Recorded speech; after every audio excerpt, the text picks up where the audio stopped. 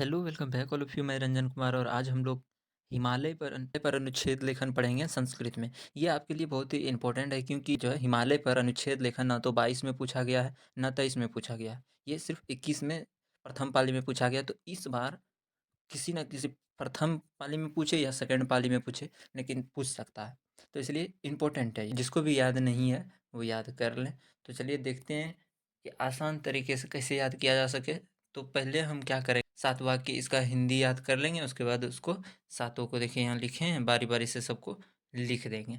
तो first line है इसका कि हिमालय एक श्रेष्ठ पर्वत है। इसको हमको संस्कृत में कैसे लिखना है, तो हिमालय एक श्रेष्ठ पर्वत अस्ति, यानी हिमालय एक श्रेष्ठ पर्वत है।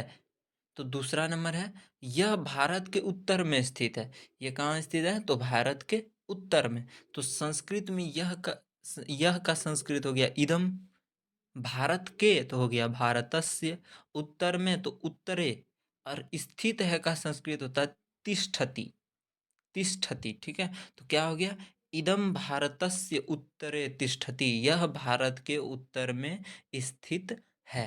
3 नंबर है, पर्वतों का राजा हिमालय पर्वत है।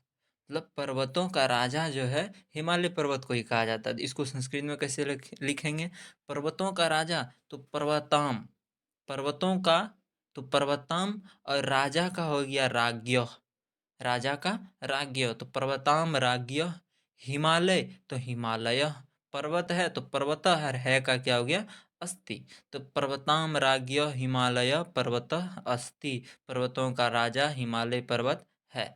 4 नंबर कि हिमालय से अनेकों नदियां निकलती है। हिमालय से अनेकों नदियां निकलती है। तो हिमालय से का हो गया हिमालयात संस्कृत, हिमालय से का संस्कृत हो गया हिमालयात। अनेकों नदियां निकलती है तो अनेकानी नद्यानी निसरती, मतलब निकलती है। तो हिमालयात अनेकानी नद्यानी निसरती, यानी हिमालय से अनेकों नदियां निकलती हैं। 5 नंबर है, यह बहुत ही ऊंचा पर्वत है। यह का संस्कृत होता है इदम, इदम बहुत ही तो बहावा, ऊंचा पर्वत है तो ऊंचा पर्वत अस्ति, यह बहुत ही ऊंचा पर्वत है, इसका संस्कृत क्या हो गया इदम बहाव ऊंचा पर्वत अस्ति। 6 नंबर क्वेश्चन क्या है, 6 नंबर देखिए, 6 नंबर है, हिमालय पर्वत नेपाल देश में स्थित है। हिमालय पर्वत जो है वो कहाँ स्थित है, नेपाल देश में। तो इसको संस्कृत में कैसे लिखेंगे, हिमालय पर्वत नेपाल देशे स्थित अस्ति, या फिर ये स्थित है का देखिए ऊपर में बताया है तिष्ठति, तो स्थित अस्ति न लिख के देशे तिष्ठति भी लिख सकते हैं। तो क्या हो जाएगा, हिमालय पर्वत नेपाल देशे स्थित अस्ति, हिमालय पर्वत नेपाल देश में स्थित है। 7वां और लास्ट है कि इसे हिम का घर भी कहते हैं। हिम का मतलब होता है बर्फ, हिमालय में जो है बर्फ हरदम, हिमालय जो है बर्फ से ढका हुआ रहता है, इसलिए इसे बर्फ का घर भी कहा जाता है। तो इसे का संस्कृत हो गया अस्य, हिम का घर तो हिमस्य, हिम का हो गया हिमस्य, घर का हो गया आलय।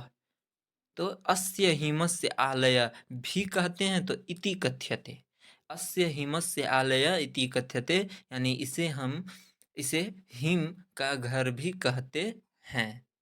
ठीक है, ये 7 वाक्य आप हिंदी टू संस्कृत याद कर लिए।